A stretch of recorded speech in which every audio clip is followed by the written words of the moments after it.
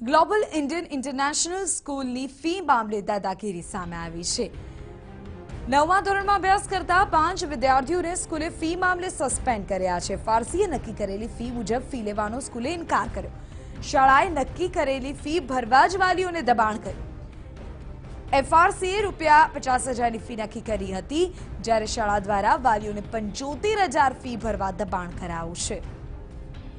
तो फी regulatory committee द्वारा जे फी नक्की करवामां आवी छे तेनाथी वधु फी वसूलाती होवानी आ घटना अत्यारे सामे आवी छे। पूरी जानकारी आपी रह्या छे मारा संवाददाता दिपिन पड्या। दिपिन, जे शाळानी दादागीरी अत्यारे सामे आवी छे, जे एफआरसीए नक्की करी हती ते फीस करता वधु फी लेवामां आवी अने विद्यार्थीओने सस्पेन्ड कर्या होवाना समाचार छे। पूरी जानकारी शुं छे आ मामले?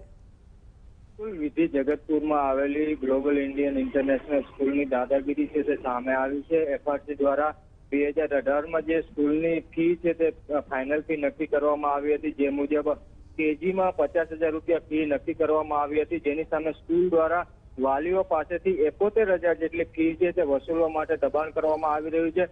वालीओ एफआरसीए नक्की करेली फी मुजबनी फी भरवा तैयार है, परंतु शाळाना संचालको छे ते एफआरसीए नक्की करेली फी लेवा तैयार नहीं। शाळाए जे फी नक्की करी है ते फी भरवा माटे स्कूलना संचालको वालीओने दबाण करी रह्या छे। ईमेल द्वारा पण आ बाबते धाक धमकीओ आपी रह्या छे अने केटलाक वालीओए एफआरसी मुजब फी भरी छे तेवा धोरण 9 में अभ्यास करता 5 विद्यार्थीओने शाळाए सस्पेन्ड करी दीधा छे, जेने लईने वालीओए आज स्कूल खाते होबाळो कर्यो हतो।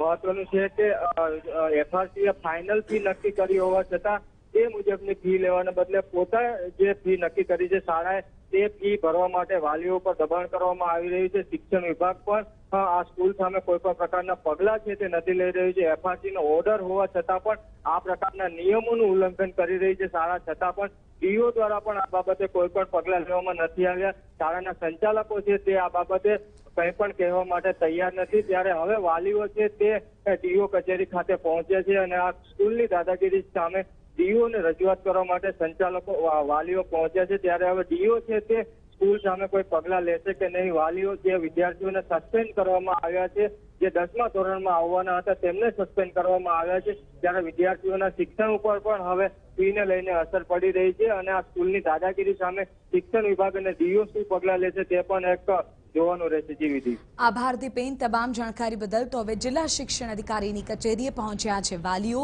કારણ કે શાળા સંચાલકો કોઈ જવાબ આપવા તૈયાર નથી। જોવાનું એ રહેશે કે શાળાની આ દાદાગીરી સામે કયા પ્રકારના પગલાં ભરાય છે।